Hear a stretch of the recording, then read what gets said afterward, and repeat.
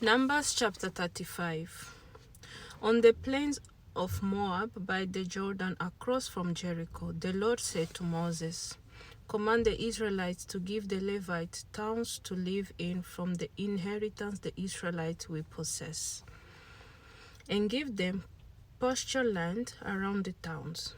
Then they will have towns to live in and pasture lands for the cattle they own and all their other animals.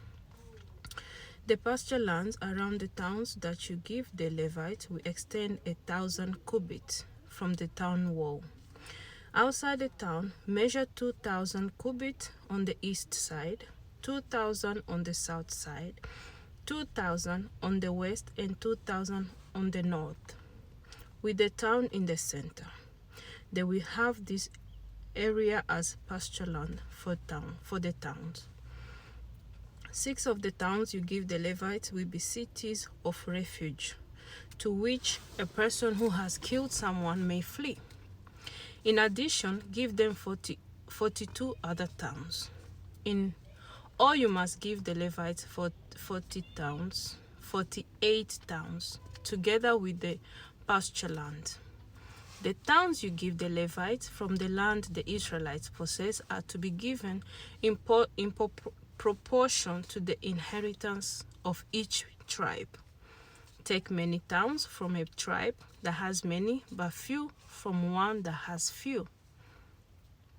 Then the Lord said to Moses, "Speak to the Israelites and say to them, when you cross the Jordan into Canaan, select some towns to be your cities of refuge, to which a person who has killed someone accidentally may flee. There will be places for refuge from the avenger, so that anyone accused of murder may not die before they stand trial before the assembly. These 6 towns you give will be your cities of refuge. Give 3 on this side of the Jordan and 3 in Canaan as cities of refuge. These 6 towns will be a place of refuge for Israelites and for foreigners residing among them, so that anyone who has killed another accidentally can flee there. If anyone strikes someone a fatal blow with an iron object, that person is a murderer. The murderer is to be put to death. Or if anyone is holding a stone and strikes someone a fatal blow with it, that person is a murderer. The murderer is to be put to death. Or if anyone is holding a wooden object and strikes someone a fatal blow with it, that person is a murderer. The murderer is to be put to death. The avenger of blood shall put the murderer to death. When the avenger comes upon the murderer, the avenger shall put the murderer to death. If anyone with malice aforethought shoves another or throws something at them intentionally so that they die, or if out of enmity one person hits another with their fist so that the other person dies, that person is to be put to death. That person is a murderer. The avenger of blood shall put the murderer to death when they meet. But if without enmity someone suddenly pushes another or throws something at them unintentionally, or without seeing them, drops on them a stone heavy enough to kill them, and they die, then since that other person was not an enemy and no harm was intended, the assembly must judge between the accused and the avenger of blood according to these regulations.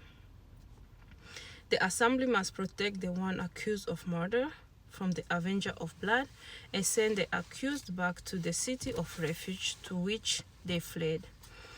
The accused must stay there until the death of the high priest, who was anointed with the holy oil. But if the accused ever goes outside the limits of the city of refuge to which they fled, and the avenger of blood finds them outside the city, the avenger of blood may kill the accused without being guilty of murder. The accused must stay in the city of refuge until the death of the high priest only after the death of the high priest may they return to their own property.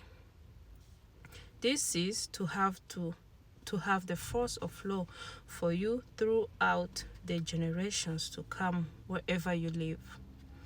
Anyone who kills a person is to be put to death as a murderer only on the testimony of witnesses, but no one is to be put to death on the testimony of only one witness.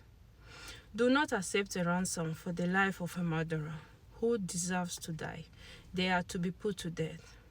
Do not accept a ransom for anyone who has fled to a city of refuge and so allow them to go back and live on their own land before the death of the high priest. Do not pollute the land where you are. Bloodshed pollutes the land. An atonement cannot be made for the land on which blood has been shed, except by the blood of the one who shed it. Do not defile the land where you live and where I dwell, for I, the Lord, dwell among the Israelites. Bless you.